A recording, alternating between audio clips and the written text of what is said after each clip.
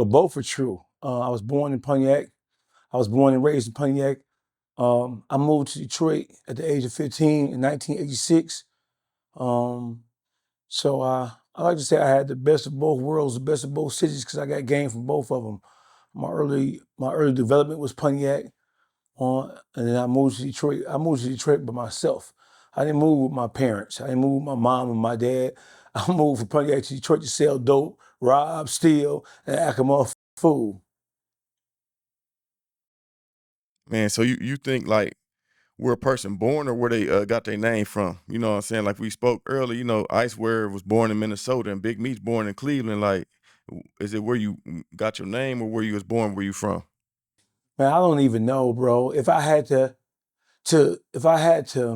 so it's kind of different for me because normally when situations like this come up about where a person's from, it normally comes up from somebody who's trying to disqualify a person from being able to speak on a particular place or being able to lay claim to a particular place. But when it comes to, if you're a street nigga and if you've been moving and operating in the streets, then it is wherever you pick up your game from.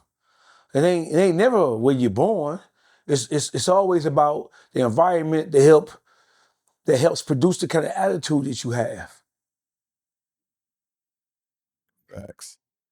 So you still connected with the Yaktown? Absolutely. You Absolutely. familiar? You familiar with any battle rappers from out there like Ill Will, Mac Myron? Any backstories? Yeah, I know all of them. I know all of them. Mac Myron, me and Mac Myron uncle, I ain't gonna say his name, but we thugged together growing up. You hear me? Me and his mother's brother, baby brother, it's my guy. We came up in the streets together, thugging out in that motherfucker. So I know Mac Myron, I know Ill. I've been knowing them boys all their life. Ill Will, my man. I see Ill. Whenever I go to Pontiac, I see Ill Will. Oh yeah, that's what's up, man. So, what artists did you grow up listening to on the music side?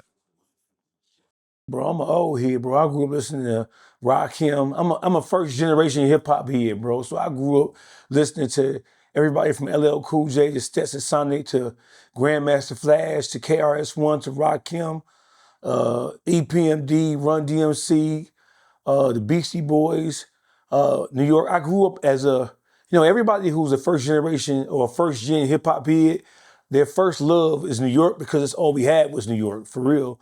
When the West Coast hit the scene with the whole NWA, I quickly became a fan of NWA because of how raw and uncut and unapologetic they were in terms of the content, in terms of how they carried themselves. So I grew up listening to the pioneers of hip hop.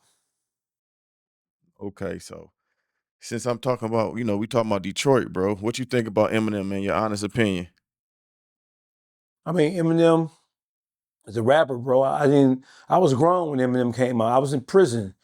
I went to prison from 1992. I came home in 2009. So Eminem was already well on his way to becoming a superstar. Um, I don't listen to Eminem music. And that's not to say he's not a dope rapper.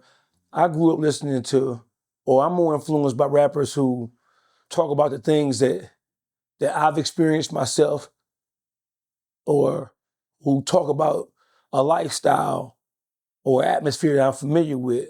And so, with Eminem being as dope as he is lyrically in terms of being able to rhyme, his message it didn't communicate with me because it didn't resonate with me because the environment I grew up in, it was rough and rugged, bro. So I listen to rappers that rap about shit that I'm familiar with, as do most people. I feel that. So, man, who are your favorite Detroit rappers currently?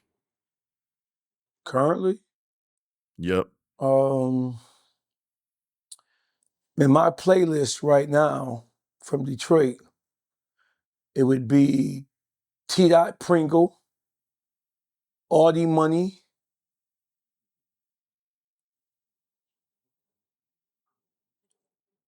T. Dot Pringle, Audie. I mean, Audie Money would be my number one. T. Dot Pringle would be number two. Both of them are in my playlist right now. So Audie Money, T. Dot Pringle are two two of my favorite Detroit rappers right now. Okay. So all right, we gonna keep it in Detroit, man. Give me some history on the Detroit history, bro. Like explain the East Side West Side beef if you can. You say the beef or just the difference between the East Side and West Side? Either or, it don't matter. You know the Yeah, history. The history. yeah. I mean the history. I mean, are we talking about from hip hop, or are we talking about just the history of the East Side and West Side in general? The history from back in the day. You know, it used to be odds, and you know how it go. From a street perspective, I mean, Yes. Detroit is really divided into two different sides, East and West Side.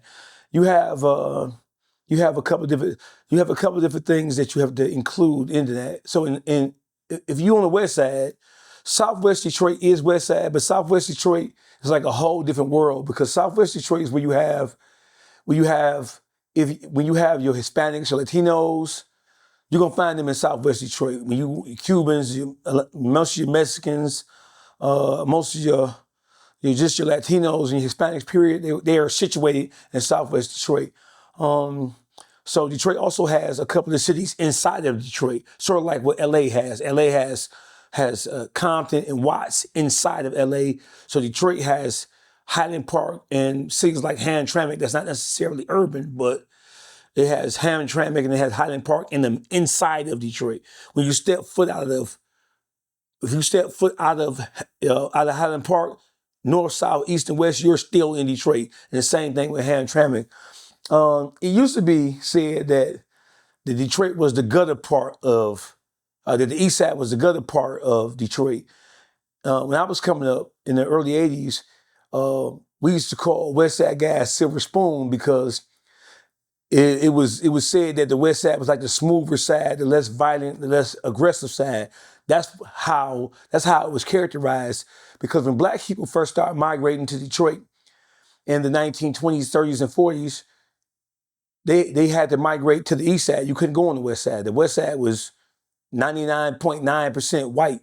So when you talk about the early black enclaves in the city of Detroit, like Paradise Valley, on the Black Bottom, those were both on the East Side of Detroit. If you was black, you couldn't go on the West Side of Detroit.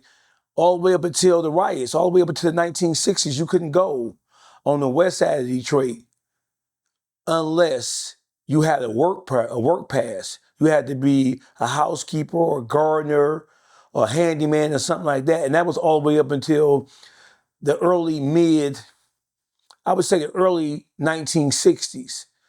So most of the black people who migrated from the South up to Detroit, they migrated to the East Side. So the East Side is where the first vestiges of black people who migrated from the South, the East Side is where it was for black people.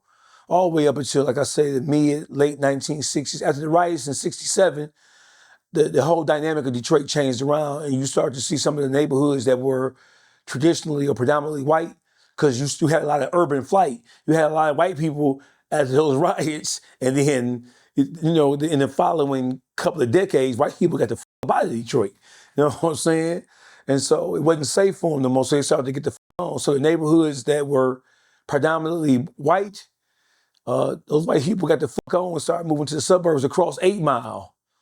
And they started to rent their properties out, and the only people who was going to rent those properties with any goddamn was black people.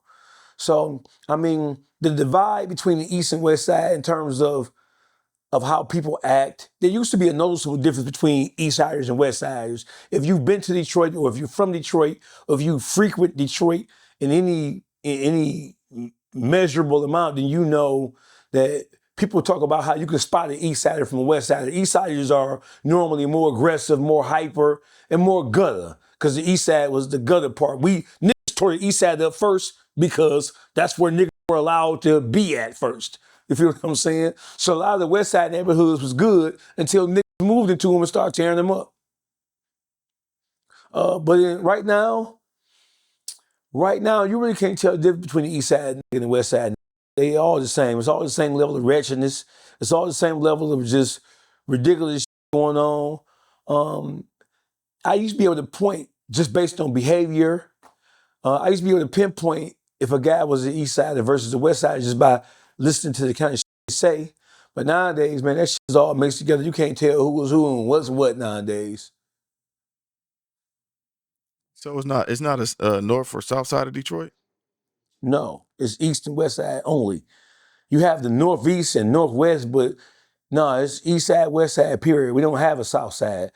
Southwest Detroit is still the west side of Detroit. Northeast Detroit, which would be like 7 mile, 8 mile, maybe 6 miles, 7 mile, 8 mile, like your Peasies, your Vezes, your Dougs, they come from 6, 7, 8 mile. That is northeast, but that's still east side. So Detroit is divided into two sides, east and west. You won't hear nobody saying, I'm from the northeast. The only difference or variation you'll hear somebody say, like you'll hear Big Meech them say, I'm from Southwest, because Southwest is like its own world. It's like its own section of the West Side because you have so many Hispanics and Latinos and shit like that. When you're on the East Side, you don't see no bunch of Mexicans and a bunch of nothing else but niggas. You feel what I'm saying? Mm-hmm. So man, what's some legendary Detroit stories people don't know about, bro? Oh, it's so many stories, man, because Detroit is the Just home of the D. Detroit is the home give me of the one good D-boys, one. bro. So when it comes to motherfuckers, what we talking about from the criminal element, bro, Detroit is the home of D-boys. That Detroit is the home of hitting the road, burning the road up. You feel what I'm saying? Detroit is such a violent and such an aggressive city that if you operate in the game, even to this day, there's not enough space for the amount of niggas who trying to get money.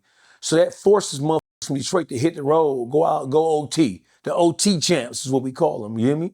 You can't sit in Detroit and get no money because there's too many motherfuckers playing the game. You're on top of each other. Somebody gonna die. If you think Detroit is violent right now, just imagine the motherfuckers, all the who moving around doing their thing, being stuck in the city of Detroit trying to do their thing. No, be dead like a motherfucker.